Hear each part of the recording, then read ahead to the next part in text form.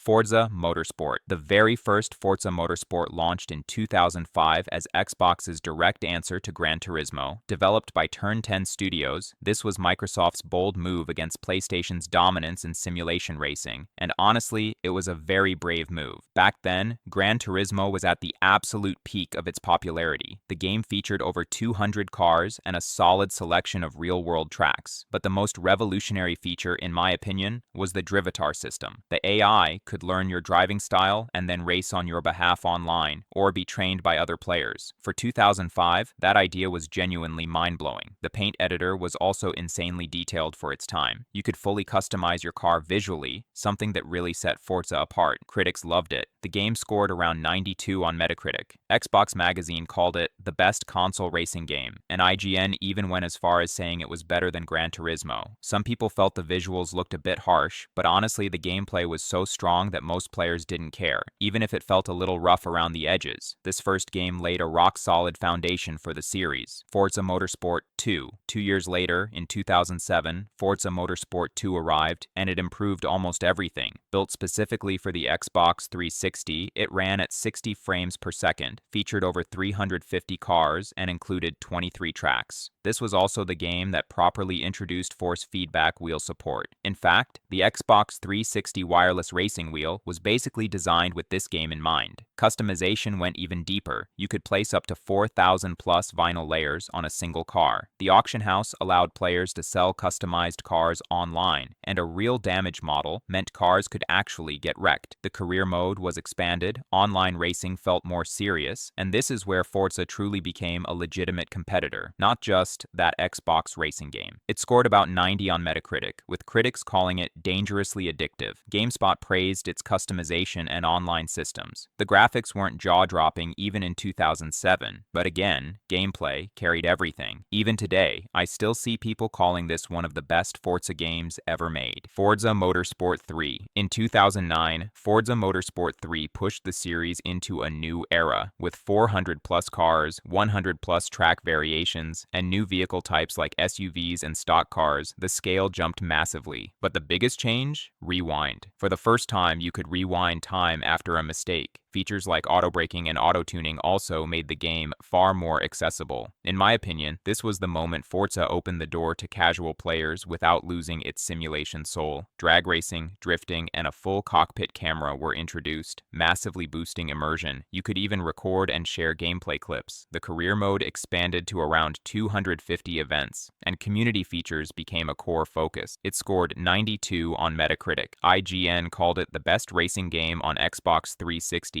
And many players felt this was the start of Forza's golden age. Yes, there were some visual rough spots, but the smooth 60 frames per second made it incredibly satisfying to play. Honestly, a lot of people, including me, felt it was better than Gran Turismo 5, which came later. Forza Motorsport 4. Released in 2011, Forza Motorsport 4 is still considered by many, including me, as the peak of the motorsport series. It featured 500 plus cars, Kinect support, and full Top Gear integration.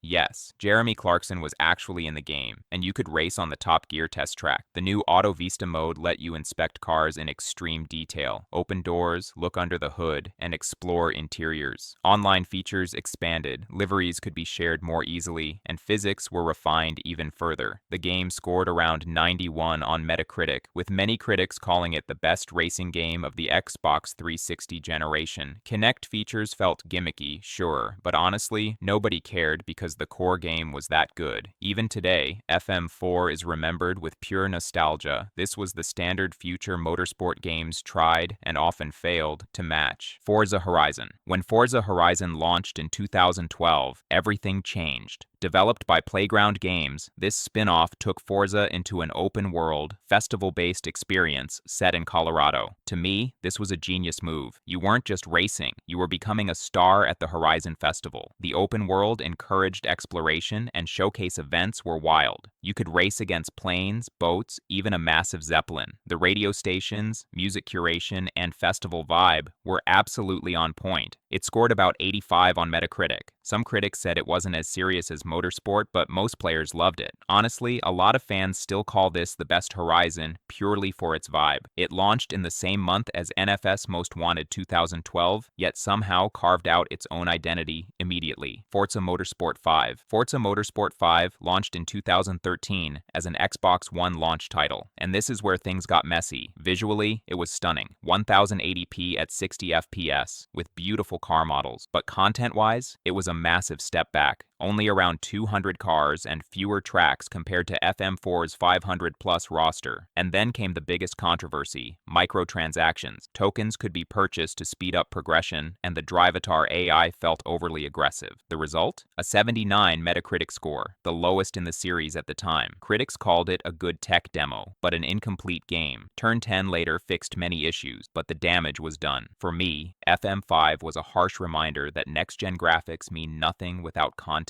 and soul. Forza Horizon 2. After the disappointment of Forza Motorsport 5, Forza Horizon 2 really came to the rescue. Released in 2014 and set in southern France and northern Italy, this game made everything bigger and better. A much larger open world, over 200 cars, a proper weather system, and for the first time in Horizon, a full day-night cycle. In my opinion, the bucket list challenges were a standout feature. Special cars, unique objectives, pure fun. Barn finds returned, online play felt far more seamless, and the soundtrack perfectly captured that festival vibe Horizon is known for. Visually, this was a massive leap forward. Weather effects, lighting, and environments clearly showed that this was a true next-gen experience. The game scored 86 on Metacritic, significantly better received than FM5. Critics praised its visuals and gameplay, and honestly, players were happy to forgive a few technical issues because the game was just so fun. For me, Horizon 2 cemented the open-world formula and proved that Horizon wasn't just a spin-off. It was now as important as Motorsport. Forza Motorsport 6. In 2015, Forza Motorsport 6 arrived, and it was clear that Turn 10 was trying to fix FM5's mistakes. The content jump was huge. 450 plus cars, 24 locations, and finally rain and night racing in Motorsport. The showcase events were a highlight. Racing Formula E cars through the streets of Rio was unforgettable. The new 3D puddle system meant water actually affected grip, which felt incredible. A new mod system added variety, letting you earn rewards through different challenges. To me, FM6 felt far more complete and much closer to the spirit of FM4. It even included iconic events like Le Mans, which longtime fans loved. The game scored 87 on Metacritic, with critics calling it a comeback and saying, "The real Forza is back." Players were mostly happy. Tons of content, less aggressive microtransactions, and a career mode that actually felt worth playing. FM6 restored trust in the Motorsport series and showed it was back on track. Forza Horizon 3. In 2016, Horizon went to Australia, and honestly, boom. This time, you're the boss of the Horizon Festival. You can recruit drivers, fire them, and fully customize how the festival grows. And for me, that freedom changed everything. The game introduced Horizon Blueprint, allowing players to create and share their own events. With 350 plus cars and a massive map stretching from Surfer's Paradise to the Outback, it felt like a true sandbox. The showcase events were wild. Trains, planes, hovercrafts, you name it. 8 radio stations, character and horn customization, seamless online play, and even a co-op campaign made this feel like the most social Horizon yet. It scored an incredible 91 on Metacritic, with IGN giving it 9.4 out of 10 and calling it the peak of open-world racing.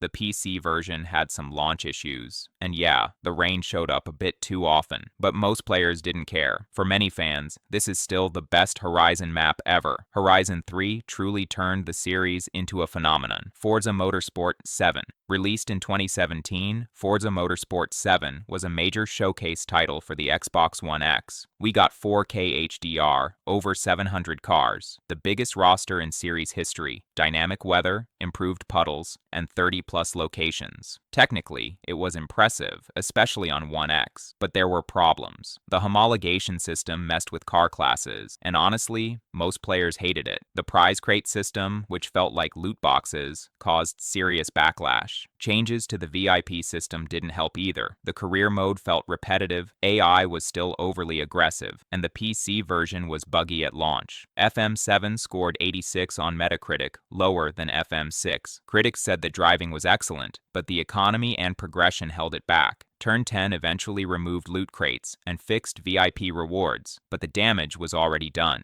Player reactions were mixed. Some called it the best Forza ever, others a big disappointment. For me, FM7 was technically strong, but it never had the soul of FM4. Forza Horizon 4. In 2018, Horizon went to the UK, and this game honestly changed everything. I still remember how excited everyone was. And yeah, I'll admit it, this one is my personal favorite too. For the first time, we got dynamic seasons. Every week, the entire world changed. Winter, spring, summer, autumn. And each season completely transformed how the game played. Edinburgh, the Lake District, the Cotswolds, the map was beautiful. With 450 plus cars, a shared online world, house ownership, businesses, an improved route creator, and community modes like Super 7, the game felt endlessly alive. The showcase events were iconic. Racing against the Halo Warthog is still legendary. The game scored 92 on Metacritic, won multiple Racing Game of the Year awards, and built an insanely active community. And honestly, people are still playing this in 2026. Horizon 4 perfected the seasonal content model and became a true modern classic. Forza Horizon 5. When Forza Horizon 5 launched in 2021, it went bigger in every possible way. Set in Mexico, it featured the largest map in Forza history. Deserts, jungles, volcanoes, beaches, cities. The variety was insane. With 500 plus cars, Event Lab creation tools, Horizon arcade minigames, deep customization, and incredible visuals on Xbox Series X and S and PC, this might be the most beautiful open-world racing game ever made. Accessibility options were expanded massively, making the game playable for everyone. Progression was reworked through the accolade system, letting you advance however you wanted. The game scored 92 on Metacritic. IGN gave it 10 out of 10, and critics called it a masterpiece. Some players felt the map lacked personality compared to Horizon 4, and wheel spins felt a bit too loot box-like. But overall, the success was undeniable. Launching day one on Game Pass only made it bigger. Horizon 5 was the most ambitious Horizon yet, and it delivered. Forza Motorsport. After 6 years, Motorsport returned in 2023. Not as Forza Motorsport 8, but a full reboot simply titled Forza Motorsport, built from the ground up with a new engine, new physics, and a fresh approach. At launch, the game featured 500 plus cars, 20 locations, ray tracing, and dynamic time of day. The biggest change was the car progression system. Every car has to be leveled up individually, almost like an RPG. Practice sessions became mandatory, and the sim focus was stronger than ever. Accessibility features were excellent, and multiplayer penalties were improved. The game landed around 84 to 85 on Metacritic. Critics praised the physics and visuals but pointed out a lack of content. Many players felt the career mode was weak and missed the depth of FM7. Reactions were mixed. Some called it the best driving model Forza has ever had. Others felt it launched unfinished. It's clearly designed as a live service, and Turn 10 continues to update it, so the story isn't over yet. Forza Horizon 6. Coming exactly 5 years after Forza Horizon 5, the new Forza Horizon brought back what everyone wanted. Everyone wanted to drive cars in Japan, and by listening to the fans, the game was finally taken there. It is said that the game will feature more than 550 cars on day one, and at the Horizon Festival, we will prove just how good of a racer we are as a tourist. Which one of these games was your favorite? Let's talk about it in the comments.